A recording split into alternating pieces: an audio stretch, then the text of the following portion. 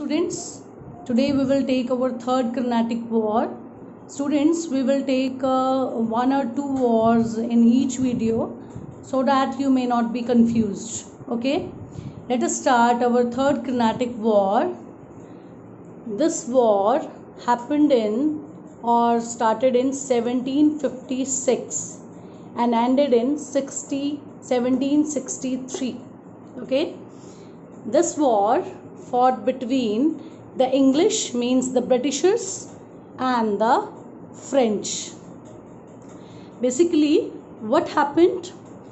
French surrounded Madras, or you can say that French occupied Madras by force.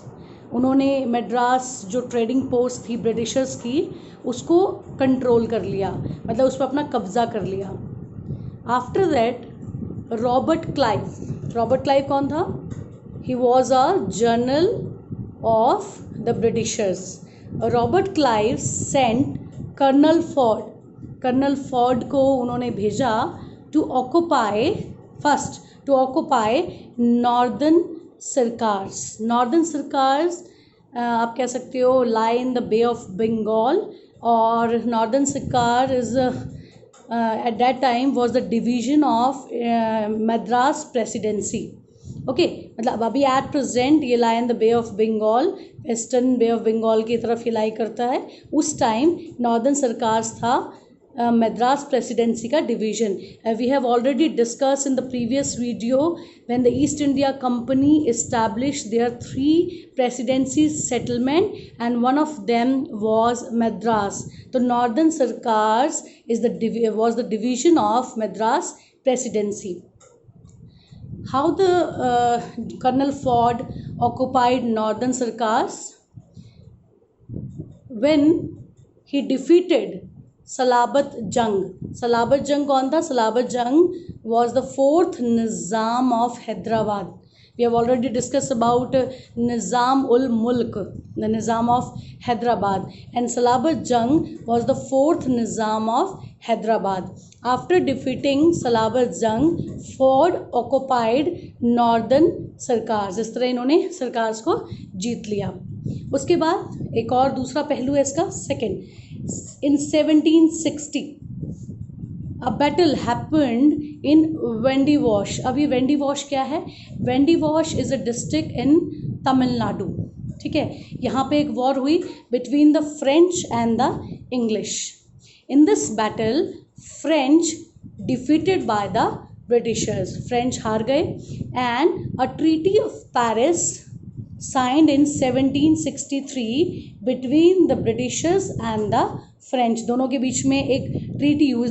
उस time भी war हारने या जीतने के बाद डील्स होती थी, तो ये डील हुई पेरिस की between French and the English.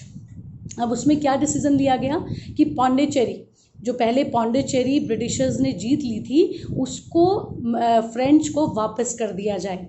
Okay, अब आप कहोगे कि मैम उसको फेवर में डील हुई. हाँ, उसको पौंडीचेरी जो है वो फ्रेंच को वापस कर दी गई. And Pondicherry was the trading post of the French at that time. उसके बाद क्या हुआ कि जो डुप्लेक्स है, Robert Clive was gaining fame among the native Prince. उसको बहुत फेमस हो गया Robert Clive after this war. French को हरा दिया, और रिजल्ट क्या रहा? जो duplex was the general of the French. ये क्या हुआ? ये बड़े डिसग्रेस के साथ फ्रांस वापस चला गया, बड़ी शर्मिंदगी के साथ, क्योंकि वो ब्रिटिशर से वॉर हार गया था. And in this way French east India company dissolve in 1770. इस तरह जो फ्रेंच ईस्ट इंडिया कंपनी थी वो ख़त्म हो गई, क्योंकि उनका जो जनरल था वही फ्रांस वापस चला गया.